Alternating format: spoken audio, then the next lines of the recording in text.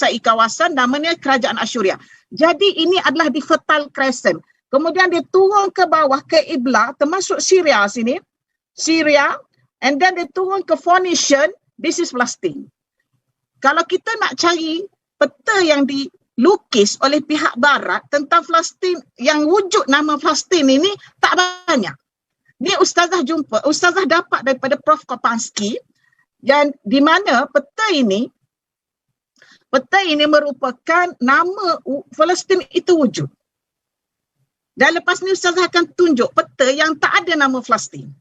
Makna ada dua pihak barat ini pun yang mengakui kewujudan Palestin dan yang kedua tidak mengakui kewujudan Palestin.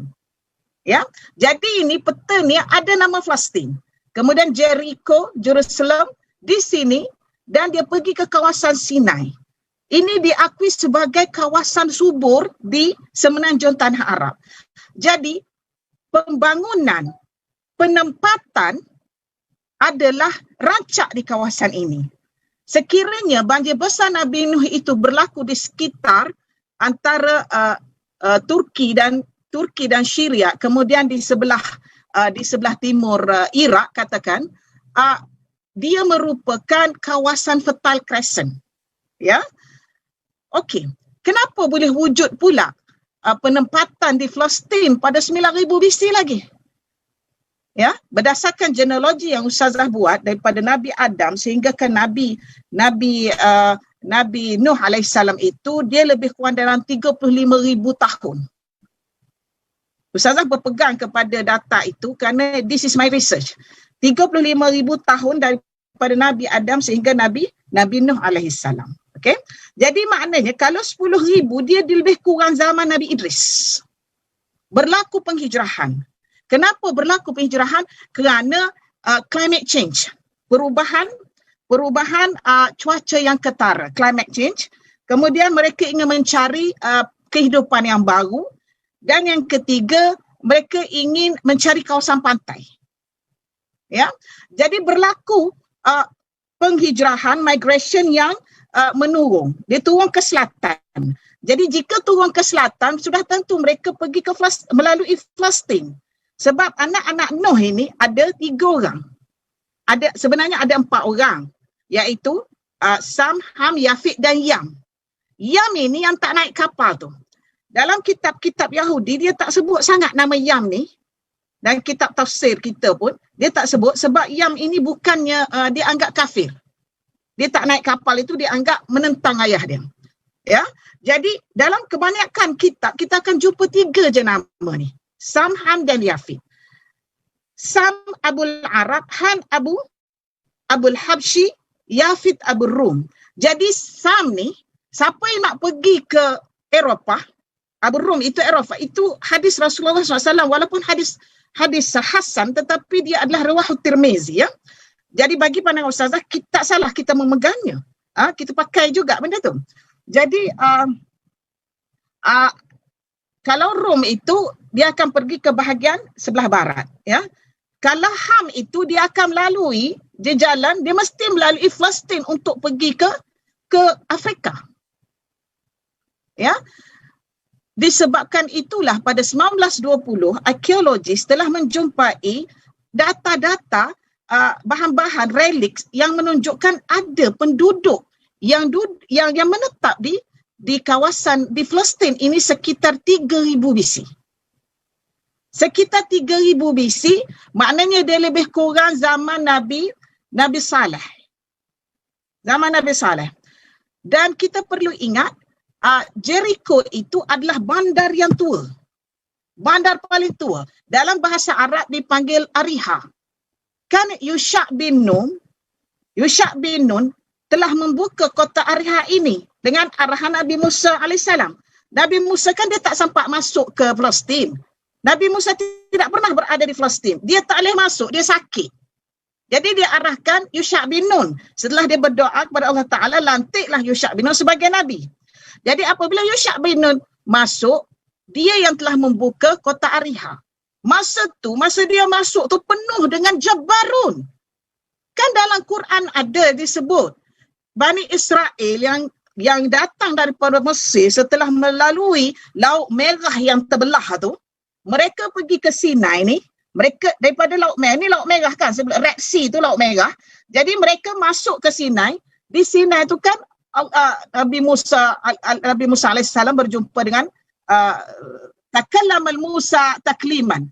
Dia bercakap-cakap dengan Allah Taala di gunung, di Bukit Tur Sinai itu. Jadi di sinilah kawasannya. Mana lepas tu dia masuk ke atas, dia nak pergi masuk ke Palestin, tak jumpa. 40 tahun dia sesak di padang teh. Ada dalam surah tu. Fi muqaddasi tuwa tu. Dalam surah Quran tu dikata muqaddasi tuwa tu di teh. Jadi dia sesak di sini. Jadi siapa yang buka tu adalah Yusha bin Nun. Kota Ariha. Kota Ariha masa Yusha masuk bin Nun tu masuk dalam lebih kurang 1200 BC atau 1100 BC. Sebab Nabi Musa alaihissalam wafat lebih kurang 1000 BC. Ya. Jadi persoalannya sekarang sudah ada bandar di situ dan kota Ariha merupakan kota yang paling tua dalam 8000 BC. Siapa yang bina? Ni, anak-anak cucu Nuh ni yang turun ke sini. Anak cucu Nuh, terutama daripada Sam bin Nuh tadi. Anak-anak Sam bin Nuh ini, sebab tu dia panggil bahasa Semitik.